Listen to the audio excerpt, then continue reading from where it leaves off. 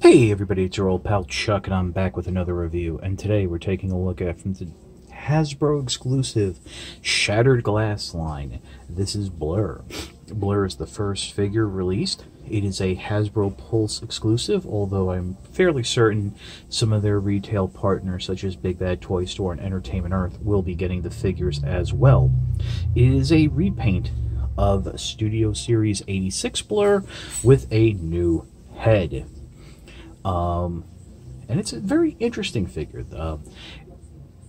Before we get into more of the comparisons and stuff, give you a little spin right now.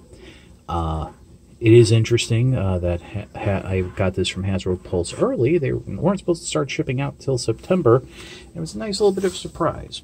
So we'll pause and then come right back with a comparison of Blurr. Before we take a closer look at Blurr, I wanted to show the box off. At first, I thought it had actually come damaged in shipping, but Hasbro has gone ahead and done some sort of stylized design, which frankly I don't like. As someone who stores his figures in the packaging, not having a perfectly square box does make it hard to store the figures. Also, this angled grip makes it kind of hard to hold. I actually had the box fall out of my hand when I was holding it like this and turning it over in my hand. I am grateful though that there is a window. But the other thing you should notice is that this is a normal Studio Series Deluxe class box. This is not big enough to hold a comic book, because if you remember, these Studio Series, these Shattered Glass figures were supposed to come with comic books. Well, it does. The comic book was just thrown in the box along with the figure. Nope, not even a little Mylar bag for any type of protection. I'm a little disappointed in Hasbro with that, because it's only going to be a matter of time with the release of these figures that a comic book is going to come damaged. Now, I'm not a big comic book fan. I did read it, and, well, I kind of remember it. While it was good, it wasn't, a Stan Lee or Jack Kirby adventure. Kind of reminds me why I just don't read comic books anymore. So, yeah, but still, I like to have my something like that come in one piece without the corners bent or something like that.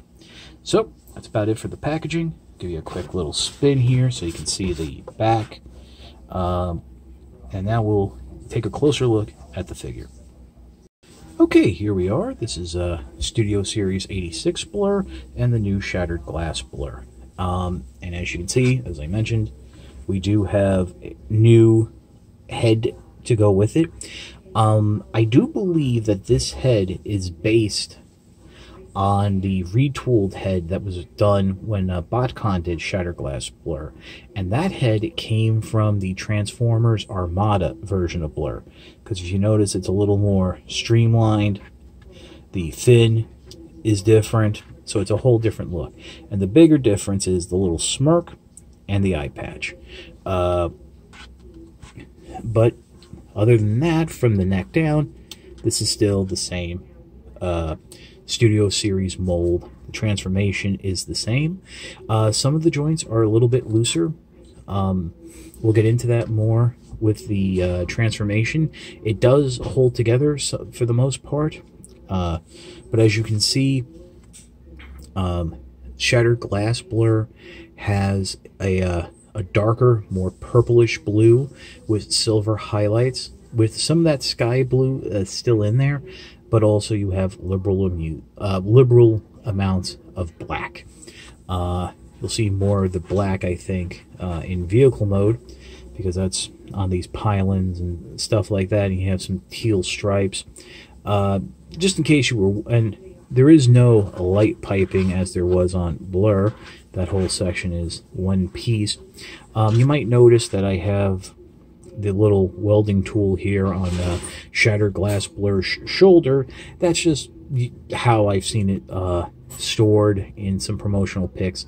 Blurr's is in its box, since it really is not part of the display I have right now.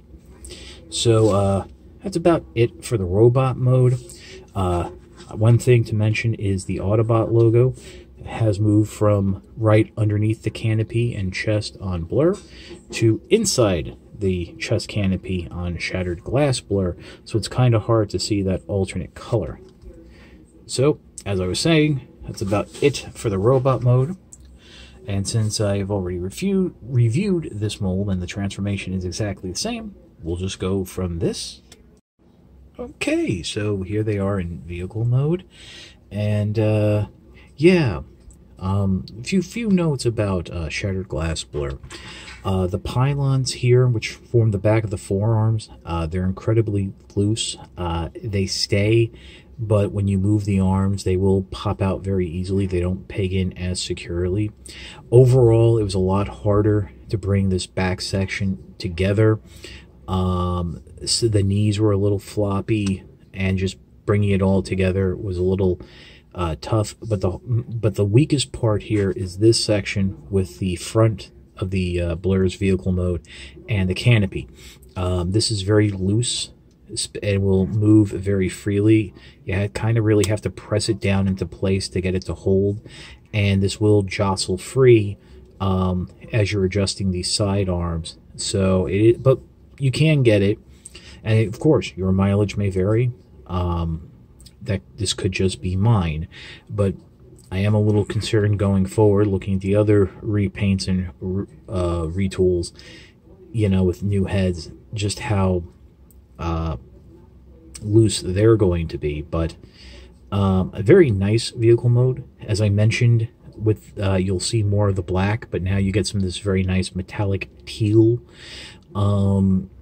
Very, very nice colors, and even more of that metallic teal here on the back, compared to the very straight animation color scheme of Blurr, the clear canopy, stuff like that. The seats section is the same. You have more of that sky blue, very light blue coloring, where you have the darker, more sinister coloring. And, you know, for a character that's not going to really be around much in the Shattered Glass, the new Shattered Glass universe, I think it's overall a good-looking figure.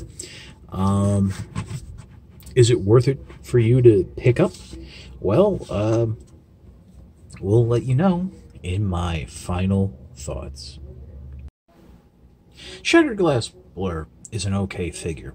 To be honest, I only picked it up because I noticed that I was going for most of the other Shattered Glass figures, and, well, wanted to get as complete a set as possible. Spoilers, I'm not getting Shattered Glass Jetfire. I don't need a repaint of a Commander class figure. I am kind of glad that I got it. It is has that very fun tactile feel. The transformation is nice, but if you had issues with Studio Series 86 Blurr, and yes, there were issues, those long forearm pylons, you know, they're still here. So if you didn't like that mold, you're really not going to like this. And Shattered Glass is a really niche storyline that I'm not sure will appeal to most mainstream or even dedicated Transformers fans. You're basically being asked to accept a world where the Autobots are the bad guys and the Decepticons are the good guys. I do find it kind of interesting. I got this figure the day after the third episode of the Disney Plus show What If aired, which is bringing back many fond memories of the classic What If comic books, and this would have been a great What If comic, you know. But yeah, ultimately the choice is yours. I like the colors. I like the overall look. I don't like that some of the bits are loose and a little too fiddly for my taste on this figure. And there's really nothing here that's entirely different from the original version of Blurr. So, to put it bluntly, or simply, if you like Studio 86 Blurr, you'll like this figure. If you didn't like Studio 86 Blurr, you're not going to like this figure. So that's about it for the review. If you like this review, please consider liking, commenting, and subscribing. While I will always appreciate your views, your likes, comments, and subscriptions, help communicate to YouTube through their algorithms that my channel is one that should be exalted and held upon high. If you want to make the ultimate sign of support, please consider signing up for my Patreon. It is www.patreon.com/chuckdog1999. Hyperlink, a little card here in the corner, hyperlink in the description below. All I ask for is $1 a month or $12 a year. No thrills, no tiers, no special rewards. All you're doing is helping me help you, help me to help you bring figures like Blurr to you, as well as keeping up the infrastructure of the channel. There have been little slight improvements here and there, and all of that was made possible due to viewers like you. And now I'm sounding like a PBS pledge drive. But as I always say, if you can't support the $1 a month or $12 a year, your views are more than enough. I've said this before and I'll say it again. Patreon is just the cherry on top of an already generous sundae. So that's about it for Shattered Glass Blurr. This is your old pal Chuck, and we will see you next time.